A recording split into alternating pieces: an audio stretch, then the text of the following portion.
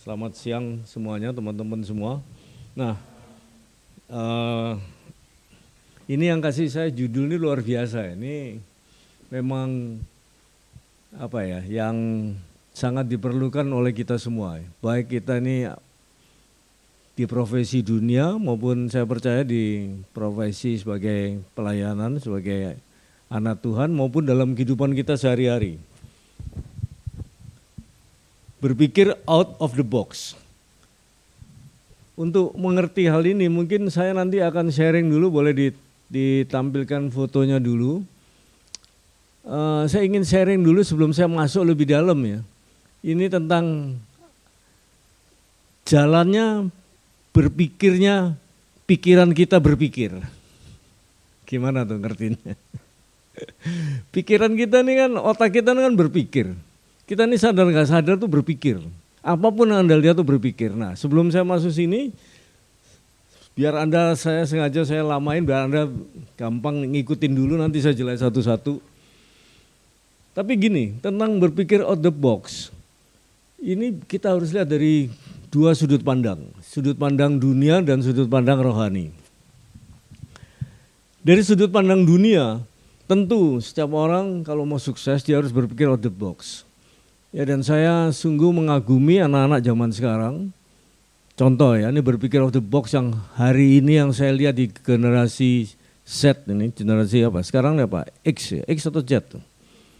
Yang 20-30 tahunan. Apa? Z ya. Itulah soal go-to. Go-to itu apa? Apa? Tuh saya mau ngomong nih sekarang suka gak keluar tuh. Yang Jokowi kasih yang perusahaan yang asetnya gede-gede itu apa? Unicorn. Ini unicorn ini luar biasa. Saya percaya kalau Anda suka baca berita ya mungkin Anda nggak tersangkut paut ya dalam dunia usaha. Kalau saya, karena saya berkecimpung di dunia bursa efek, ini GoTo ini luar biasa loh, triliunan. Padahal yang ngerjain tuh anak umur 30 tahunan. Saya kenal salah satu ownernya tuh anaknya dari teman saya yang adalah teman Susi, tapi juga teman saya di Mercantile dulu gitu. Tapi anaknya nih, aduh baru 30 tahun tapi sudah jadi triliuner loh. Dan yang luar biasa, GoTo ini hari ini minusnya triliunan, maksudnya ruginya. Tapi orang masih percaya. Dan salah satu yang kena dalam tanda kutip ya, kena artinya dampak negatifnya tentu, karena kalau Anda ngikuti berita, GoTo hari ini dari harga 350-an, hari ini tinggal 80, Anda kebayang nggak? Dan itu bukan uang 1-2 miliar tuh, triliunan. Dan yang kena salah satunya itu perusahaan siapa? Astra rugi 650 miliar tuh triliun, 6,5 triliun kok kasar. Telkom juga rugi, karena dia sangat percaya sama gue saat itu. Ada berapa? Kalau nggak salah 15 unicorn dan sekarang pada tutup, JD.ID semua satu-satu tutup. Sekarang bertahan tinggal, kalau yang sudah go public tinggal Bukalapak, GoTo, ya Tokopedia gitu-gitu ya. Nah, ini memang mereka berpikir out the box. Siapa sih yang kepikir kayak Gojek? Siapa? Nakarim ya. Bisa sewain Gojek, kita sekarang gampang, mana dulu mana ada yang kepikir tuh. Hanya modal begini aja, modal handphone aja ya. Ini saya belum bicara di luar yang, artinya memang kita harus berpikir out the box ya. Jadi Anda ini kalau mau maju memang harus berpikir out the box. Ya salah satu latihannya yang tadi itu, benar tuh siapa? Tenny itu benar latihan. Nah, sebaliknya itu udah cara dunia. Dari cara rohani pun hati-hati. Kita juga harus berpikir out the box. Kenapa? Kadang-kadang mungkin karena zaman kita kecil sekolah minggu ya, kasusnya saya aja, saya dulu sekolah minggu memang di sekolah minggu gereja Pantai Kosta ya, battle waktu itu. Wah itu beda sekali, begitu saya ketemu Pak Bigman berubah semua paradigma saya. Berapa puluh tahun saya terbiasa dengan cara berpikir gitu, sekarang harus cara berpikir yang out of the box dari pengajaran lama yang saya dengar sejak saya sekolah minggu gitu. Ya, nah makanya sebelum saya masuk nanti dalam poin ini. Saya nanti akan bicara lebih banyak ke yang rohaninya, ya, tentunya rohani lah. Karena yang dunia, yang dari sudut pandang dunia akan saya singgung, tapi saya akan lebih banyak fokus ke rohani. Kenapa? Kalau dunia begini loh, bisa nggak out of the box ini Anda sukses? Bisa. Tapi fakta banyak orang yang stres, banyak orang yang istilahnya frustasi. Ya kenapa? Karena ternyata nggak seperti yang mereka bayangkan. Ya karena saya ini bergerak bidang, saya pelaku aktif bursa ya, saya tahu itu banyak orang. Saya dulu juga pernah dalam waktu semalam pernah habis 500 juta tahun 2000 berapa itu habis 98 ya. Saya masih kerja, satu malam 500 juta hilang gitu aja. Karena salah semua gitu ya. Jadi sekarang saya mulai lagi, tapi saya sekolah, saya perdalam, saya perdalam gitu. Saya nggak sekedar kayak orang-orang gitu ya, kayak orang main judi gitu. Nah di sini saya juga baru mengerti ya, artinya berpikir out of the box gitu ya. Ketika saya jadi pelaku ini setelah saya pensiun. Nah sebelum saya masuk dalam yang rohaninya itu, saya ingin jelaskan dulu cara berpikirnya otak kita. Mungkin yang sudah tahu ya, biarlah ini hanya reminder. Yang belum tahu, biarlah ini Anda mulai ini Anda pakai untuk bagaimana. Siapa di sini sekolah minggu? Guru sekolah minggu ada?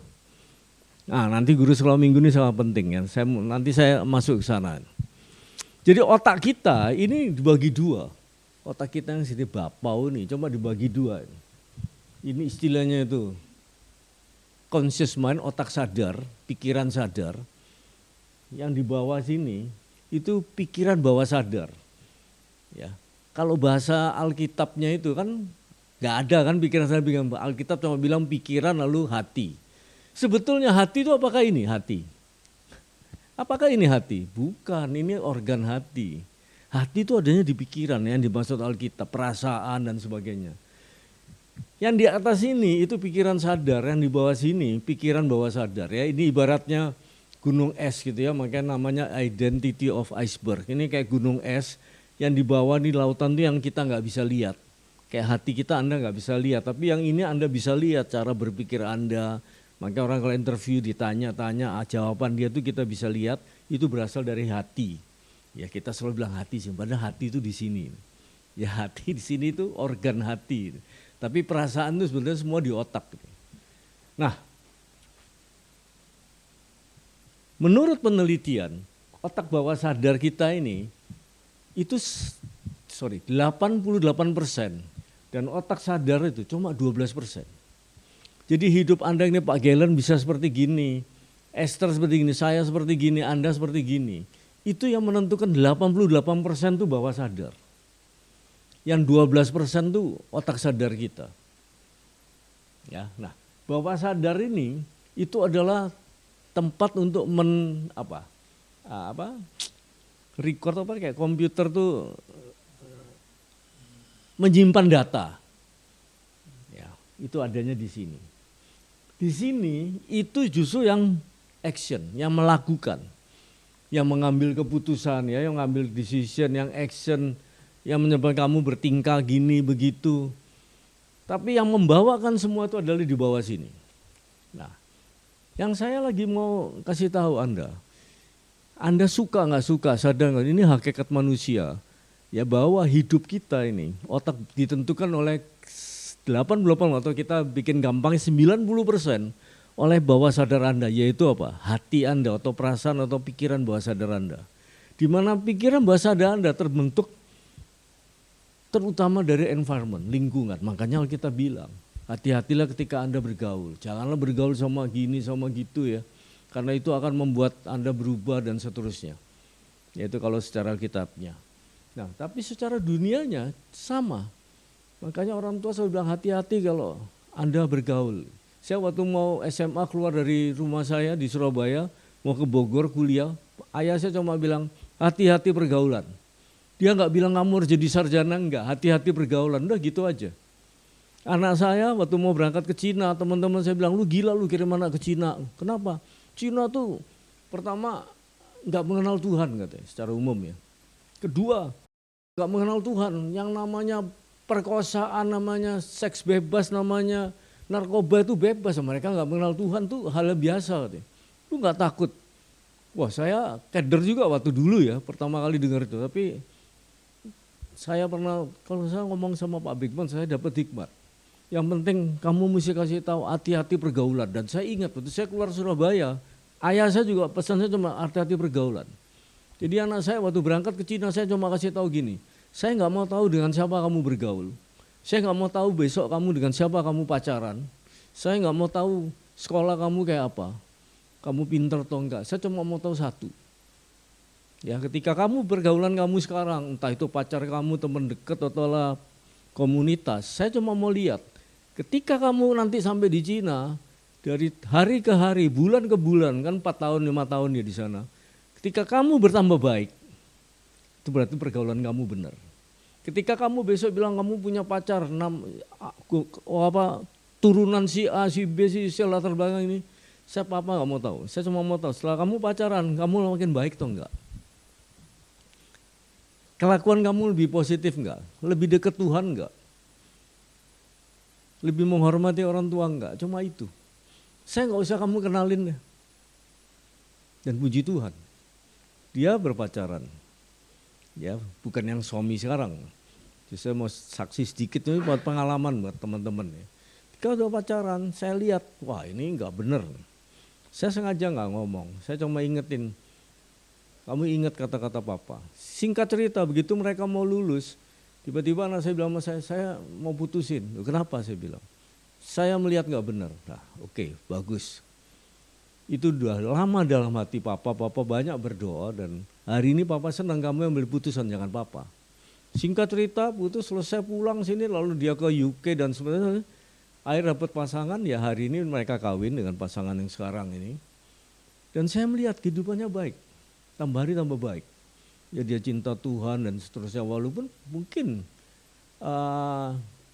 suaminya sekarang ini belum seaktif dia, tapi tetap ke gereja, tetap, dan mungkin belum ya tanda petik lah, belum mau belajar Alkitab dan seterusnya. Tapi saya melihat dalam kehidupannya itu mereka berdua apa-apa yang andalkan Tuhan gitu ya. Nah, environment itu paling penting.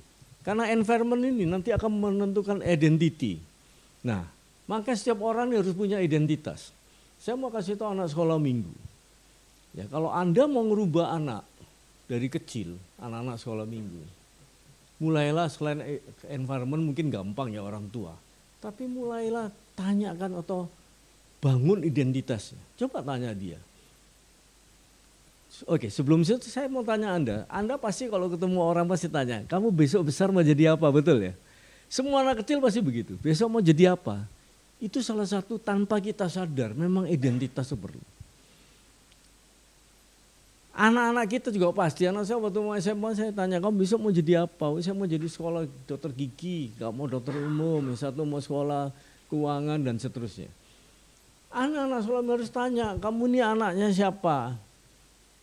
Anak Tuhan bukan. Kalau ketika dia nakal jangan dimarahin.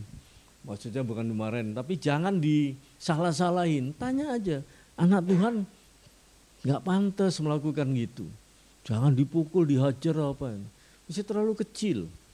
Tapi dibangun pikiran bahwa sadar bahwa dia tahu saya ini anak Tuhan dari sejak masih kecil. Bertambah besar nanti kita lebih gampang masukinnya. Karena identity semua ya. Sebelum mencapai kelakuannya, actionnya, decisionnya yang ngaco, semua dimulai dari identity. Identitas kita mesti tahu ya dari anak-anak. Ya. Karena identity ini akan membentuk value, nilai. Kalau Anda identitinya dia udah tahu, saya ini apa, saya ini anak siapa, saya mau jadi apa, saya ini siapa.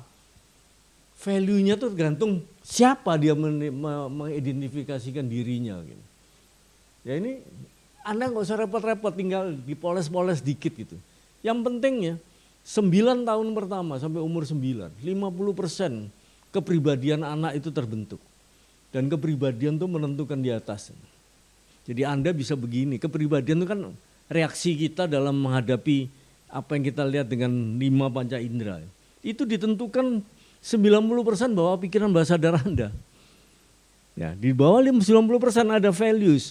Nah, values ini nanti akan membentuk belief system. Mau orang Kristen, mau orang non-Kristen, mau ateis, semua orang pasti punya belief. Ya tinggal ateis beliefnya sama batu misalnya. Kita Kristen sama Tuhan pun macam-macam. Belum tentu Tuhan Yesus jadi Tuhannya. Ya karena kan kalau kita dengar banyak orang bilang Tuhan Yesus cuma orang Kristen loh, pengajar bilang Tuhan Yesus itu bukan juru selamat, dia cuma nabi, memang melakukan tugas penyelamat, tapi dia bukannya melakukan tugas itu. Nah yang begini-begini ya, itu semua tergantung dari bagaimana Anda berpikir ortodoks. Ya bagaimana itu caranya ketika Anda baca Alkitab dan seterusnya, mendengarkan khotbah dan seterusnya. Nah setelah belief baru itu akan membentuk skill Anda. Jadi kalau Anda mau melatih skill itu keterampilan seseorang. Jadikan apa yang dia lakukan itu di bawah sadar dia. Makanya Anda lihat kalau orang misalnya main tenis saja, selalu disuruh lihat tenis, terus tangannya suruh gini, ya suruh bayangkan, itu semua bawah sadar karena apa yang dia lakukan itu lama-lama jadi bawah sadar. Suruh pukul angin dulu ya, orang main tenis yang benar tuh pukul angin dulu berapa seminggu, 2 minggu pertama gitu. Enggak langsung kasih bola pukul, jadinya beda. Kenapa? Ini belum dilakukan di bawahnya itu. Dia harus tahu dulu kenapa kalau gini nih apa misalnya ini. Intinya semua di sini itu nanti akan menentukan apa action Anda dalam menghadapi reaksi Anda menghadapi pergumulan dunia nih, apa decision Anda. Itu semua tergantung apa yang kekayaan apa yang Anda ada di sini. Nah kemudian bagaimana sikap Anda? Nah sekarang saya akan masuk poinnya yaitu tentang sudut pandang Alkitab. Ya, kalau dari sudut pandang Alkitab ada gitu banyak tentang berpikir out of the box. Tapi ada satu ayat, katakanlah satu topik, satu ayat itu yang membuat saya dulu suka bertanya-tanya dan lama-lama saya dapat jawaban ya melalui PA dengan Pak Bigman, kan dari zaman dengan Pak Bigman saya sudah pernah tanya ini dan pelan-pelan dulu saya juga nggak banyak ngerti, tapi ya inilah seninya kehidupan ya, bahwa iman itu tumbuh dengan bertambahnya kita bergerak. Nggak ada terus langsung hari ini kasih iman, besok langsung Anda jadi nggak ada ya. Anda sekolah pun ada latihannya dan seterusnya. Nah, ada satu ayat di dalam Matius 17 ayat 20. Ya, saya bacakan aja. Ia berkata pada mereka, ini sebetulnya di atas-atasnya tentang bagaimana ada orang yang disembuhkan yang sakit ayan, orang datang sakit ayan. Ntar saya bukakan ininya lah secara umumnya. Matius 17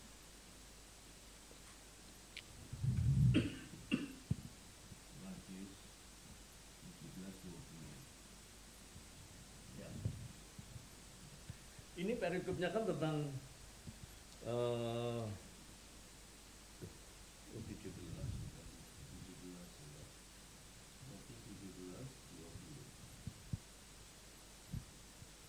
Nah ini ceritanya kan tentang Yesus menyembuhkan anak muda sakit ayan ya. Kita tahu semua waktu ada seorang ibu datang pada Yesus ya bilang, Tuhan kasihannya anakku ini sakit ayan, sangat menderita, suka jatuh dalam api dan suka bolak api air gitu. Singkat cerita dia datang pada Yesus ngomong gitu, lalu dia juga ngomong, Tuhan aku juga bawa pada murid-muridmu, pada hamba-hamba Tuhan lah, pada orang Kristen lah, tapi mereka tidak dapat menyembuhkan. Nah kemudian kata Yesus, hai kamu angkatan yang tidak percaya dan yang sesat, berapa lama lagi kamu harus tinggal di antara aku harus tinggal di antara kamu?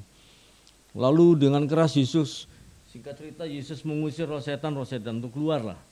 Nah setelah itu selesai, rupanya murid-murid ini kan mengamati dari jauh, lalu murid-murid datang pada Yesus. Ya makanya lalu di ayat 19 murid-murid bertanya pada Yesus ketika mereka lagi sendirian dengan Yesus.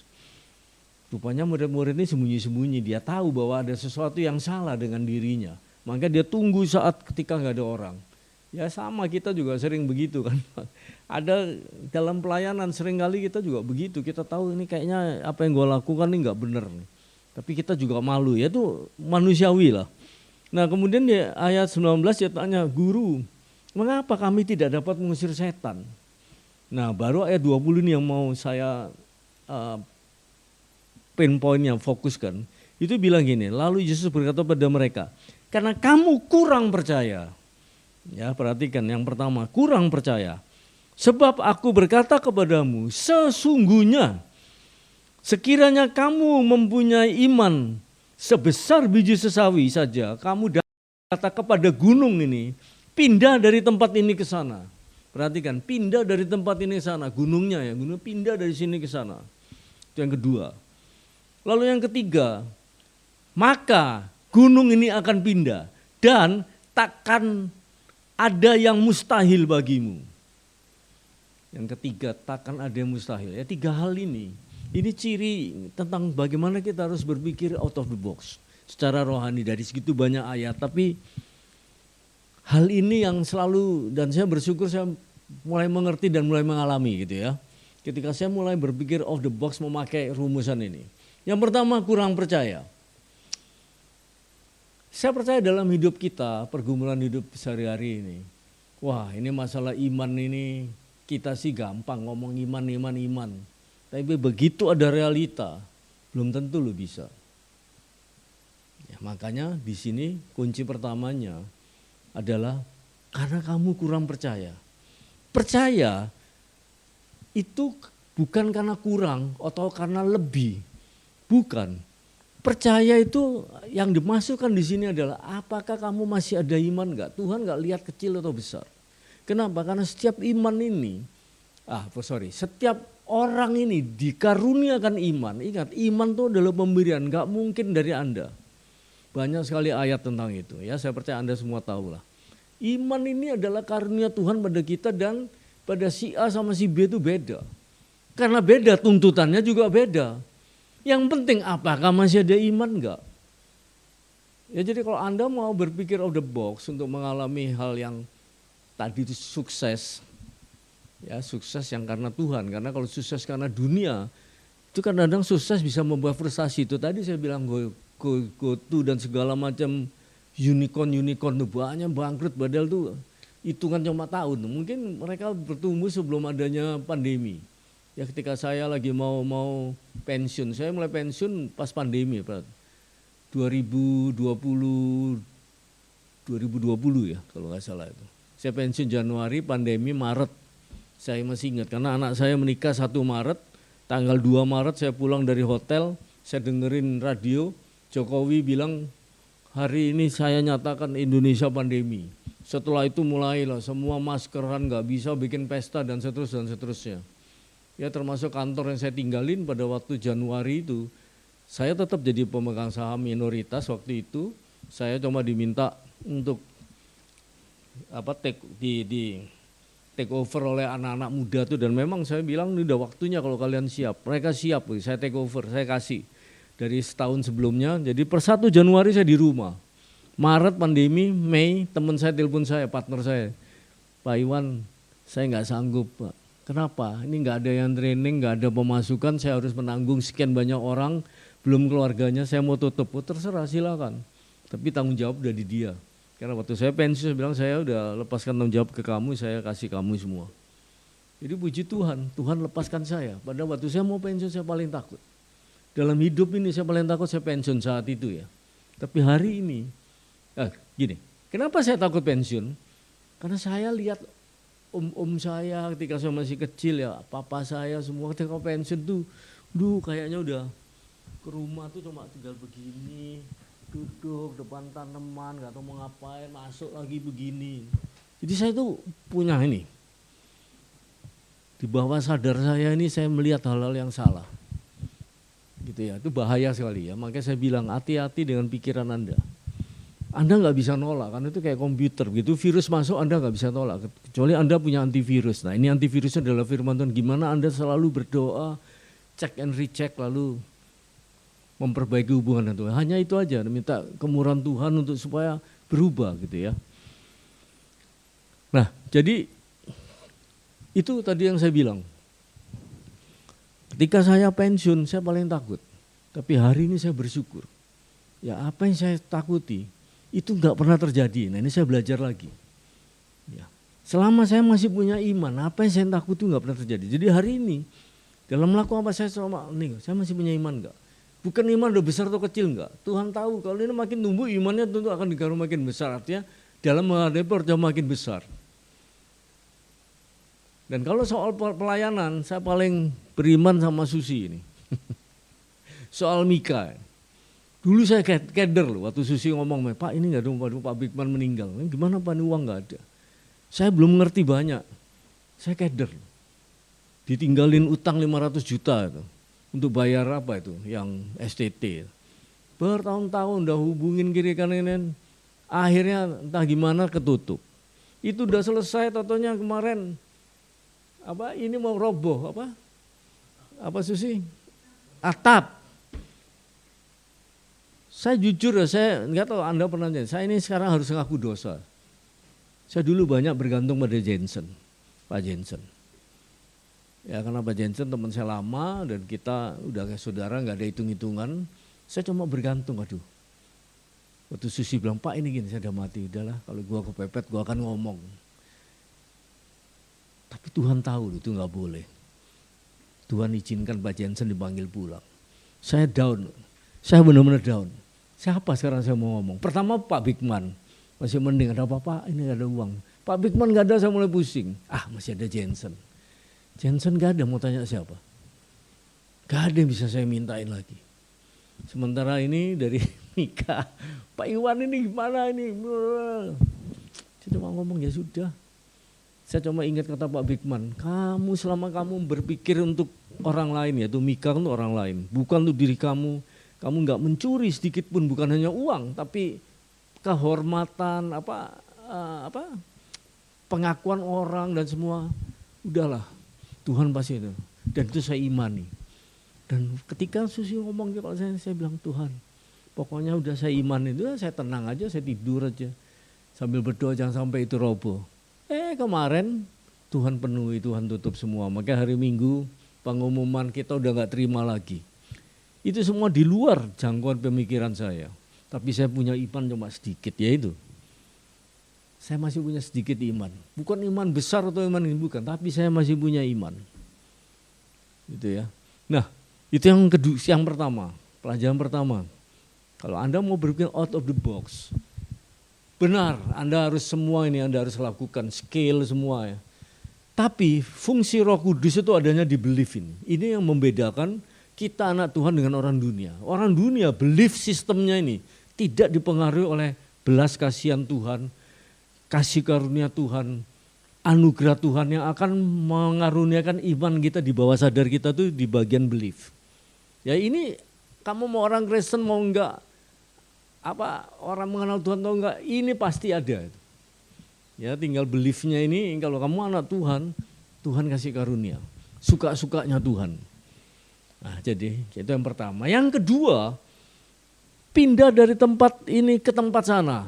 Jadi sesungguhnya sekiranya kamu mempunyai iman sebiji sisi sawi, ya maksudnya punya iman aja, entah besar atau kecil, kamu bisa memindahkan gunung. Pengertian yang kedua, saya mau tanya Anda, benar gak sih gunung bisa pindah? Pernah gak doa pindahin gunung? Gunung bener, ini kan ngomong gunung beneran loh Tuhan Yesus. Pindah gak gunung? Nah lalu kenapa Tuhan ngomong ini? Ngaco, apa Tuhan ngaco? So kamu berpikir out the box. Nah ini sekarang saya ajak Anda berpikir out the box. Tapi kacamata rohani, coba berpikirlah out of the box. Karena Anda punya sekian banyak, katakanlah doktrin, khotbah atau apapun hari Minggu kita dengar dalam PA ini, semua kan ikut PA di Salemba, di jam Pak Bigman, sekarang Pak Galen, kalau saya masih dengan Pak Netsen di PA saya, lanjutannya Pak Bigman dulu. Apa ini maksudnya? Emang Tuhan ngaco? Ternyata ini juga memberkati saya ketika saya renungkan, saya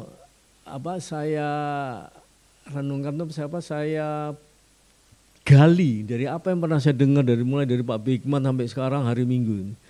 Ternyata yang dimaksud gunung ini bisa pindah. Sebetulnya bisa nggak pindah? Bisa. Tuhan tuh bisa semua kok. Cuma masalah gini, Tuhan bisa semua tapi Tuhan tidak akan melakukan semua yang dia bisa. Itu masalahnya. Walaupun Tuhan bisa melakukan semua tapi dia tidak akan melakukan apapun yang dia bisa lakukan. Ya paling gampang kan begini, kalau dia mau menyelamatkan semua orang bisa nggak? Bisa, tapi dia kan nggak mau, dia cuma mau orang-orang pilihan, itu paling gampang lah. Logika sederhana kalau kita ngerti tulip. Apakah Tuhan salah? Ya enggak. Kalau kita ngerti tulip, tapi kalau kamu nggak mengerti tulip, orang-orang nggak ngerti tulip, yang nggak ngerti tentang hal ini, akan berkata wah Tuhan nggak adil dan gini dan gitu dan segono. Padahal kalau makanya ini nggak bisa mengerti, ketika dibaca ini nggak bisa mengerti. Nah setelah saya mengerti tulip, saya puji Tuhan, saya mulai mengerti. Loh, yang Tuhan tahu nggak bisa. Yang kedua, bisa nggak dia pindah? Bisa, tapi kenapa kok nggak pindah? Loh, kalau dia pindah mungkin kitanya yang akan setengah mati. Berarti kalau Tuhan pindah kan ada gempa bumi. Coba kalau Anda berdoa gunungnya belum pindah, kita semua mati. Kan terangkat semua. Makanya Tuhan gak lakukan. Jadi kita melihat ini oh the box, artinya apa? Jadi memahami ini. Jadi memahami ini yang saya pahami, iman saya masih ada ini. Yang Tuhan karuniakan adalah gini. Percaya yang sejati, iman sejati itu tidak melihat hasil. Kita doakan, oh sakit kanker, dalam nama Yesus sembuh. Loh, mau sembuh mau enggak, itu kan gunungnya, itu kan persoalannya. Enggak apa-apa enggak sembuh. Pokoknya gue udah doa hasilnya mau sembuh mau enggak, saya tahu Tuhan udah tahu. Ya apalagi kalau kita ngerti Matius 6:31. Itu.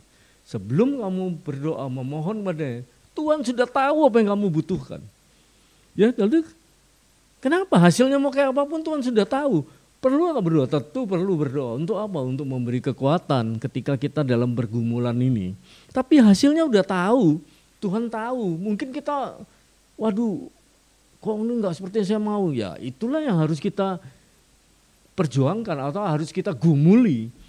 Ya itulah iman sejati, apapun hasilnya tidak ada masalah.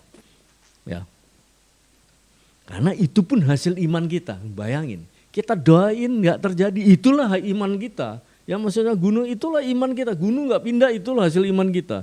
Jadi iman tuh harus berlandaskan pengetahuan.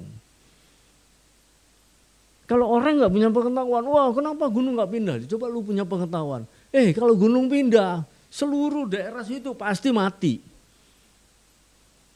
Ya, nah jadi yang pengertian tentang pindah dari tempatnya yaitu kita harus punya pengetahuan, jadi jangan apa-apa didoakan. Ya maaf di tempat saya dulu, wah kalau lihat mobil tumpangin tangan nanti supaya kamu dapat mobil. Ya ini kan nggak punya pengetahuan. Bayangin kalau memang Tuhan bisa, bukan Tuhan nggak bisa kalau semua orang gitu, nggak ada orang mau kerja, semua tumpang tangan aja, cuma cukup percaya Tuhan tumpang tangan, udah semua orang kaya. Nggak begitu masalahnya. Ya jadi kita harus punya pengetahuan juga gitu ya. Pengetahuan bukan hanya pengetahuan kita, pengetahuan hakikat dunia nih, ilmu pengetahuan kita harus punya juga. Kayak tadi kalau gunung pindah, orang yang punya pengetahuan nggak akan berdoa gitu karena seluruh daerah itu pasti mati semua, gempa bumi artinya. Ya, nah yang ketiga yang terakhir, maka gunung ini akan pindah dan takkan ada yang mustahil bagimu. Nih. Yang ketiga, tidak ada yang mustahil bagimu. Dulu kalau saya nih, tempat saya dulu kalau bicara tidak mustahil bagimu, wah apa-apa diyakini, janji iman dan seterusnya. Akhirnya ngaco semua. Bikin ini, janji iman. Udah gak ada mustahil, Tuhan bisa penuhin. Misalnya mau bangun gereja, dulu ya kita mengembang ke kiri ke kanan, bangun gereja, seenaknya bangun. Duitnya mana? Udah percayalah, tidak ada mustahil bagi Tuhan. Itu bodoh itu. Udah orang-orang seperti ini lupa di Lukas berapa itu. Sebelum kamu mendirikan menara kamu duduk dilihat dihitung cukup nggak? Jangan-jangan kalau nggak cukup kamu sudah memalukan nama Tuhan. Jadi harus ada pengetahuannya juga ya. Nggak masalah apa-apa aja mustahil gitu. Jadi yang ketiga iman yang sejati ya memang tidak ada yang mustahil yaitu bisa bertahan memperoleh kekuatan yang sebenarnya mustahil bagi kita. Saya ulangi. Ya tidak ada yang mustahil bagimu adalah iman kamu itu bisa bertahan ya untuk memperoleh kekuatan yang sebetulnya kekuatan ini mustahil bagi kita untuk bisa bertahan. Nah contoh ketika Mika tadi ya, saya kalau pakai contoh Mika. Kenapa? Saya jujur sama teman-teman ya. Persoalan hidup ya soal ekonomi. Nggak pernah saya alami ketika saya harus pikul tanggung jawab Mika. Saya dalam karir saya kerja 40 tahun, tahun 80, mulai kerja sampai tahun 2020, berarti udah 40 tahun saya kerja. Yang paling besar saya pernah mempunyai cabang bertanggung jawab untuk marketing tapi ya, bukan tanggung jawab semua, itu 21 cabang, semua ibu kota. Karyawan mungkin 500-600, enggak sampai 500, 400-an. Ya. Tapi yang tanggung jawab di saya soal keuangan, ketika saya jadi direktur tanggung jawab untuk keuangan. Saya pernah membawai cabang 50 orang, 4 cabang 50 orang, 50 staf. Ya, 50 itu di Jakarta 50, yang di luarnya 3 itu di luar tuh sekitar mungkin 25, 30, 80 orang cuma, 80 orang cuma. Itu paling besar. Di Mika tanggung jawabnya 700 orang itu. Ya. Di Mika 700 orang. Dulu enteng Pak Bigman, apa-apa Pak Bigman. Pak Bigman enggak ada, aduh. Saya mulai enteng. Cuma dalam hati enteng, walaupun saya belum ngucap. Pak Jensen sampai meninggal, saya belum pernah ngucap. Padahal seringkali saya udah sampai di depan bibir nih. Tapi saya ingat Pak Bigman punya firman, punya petuah atau punya nasihat sama saya. Jangan minta-minta untuk Mika. Mintalah sama Tuhan dan percaya aja sama Tuhan. Pasti dipenuhi. Kalau enggak, kamu diam aja. Yang penting jangan mencuri uangnya Tuhan, jangan mencuri kemuliaannya Tuhan, yaitu wah saya ketua lu, saya gini, saya. Makanya maaf ya teman-teman kalau Anda lihat di dalam urusan Mika, walaupun saya ketua, saya selalu inginnya tuh di belakang, saya nggak mau nonjol. Karena saya nggak mau, saya maunya orang biarlah Mika gitu ya. Nah, jadi yang mustahil, kekuatan mustahil yang buat saya nggak mustahil bagi saya ketika semi Mika. 700 orang di pundak saya loh. Dan bukan dan saya punya uang. Dan saya udah pensiun, nggak punya penghasilan.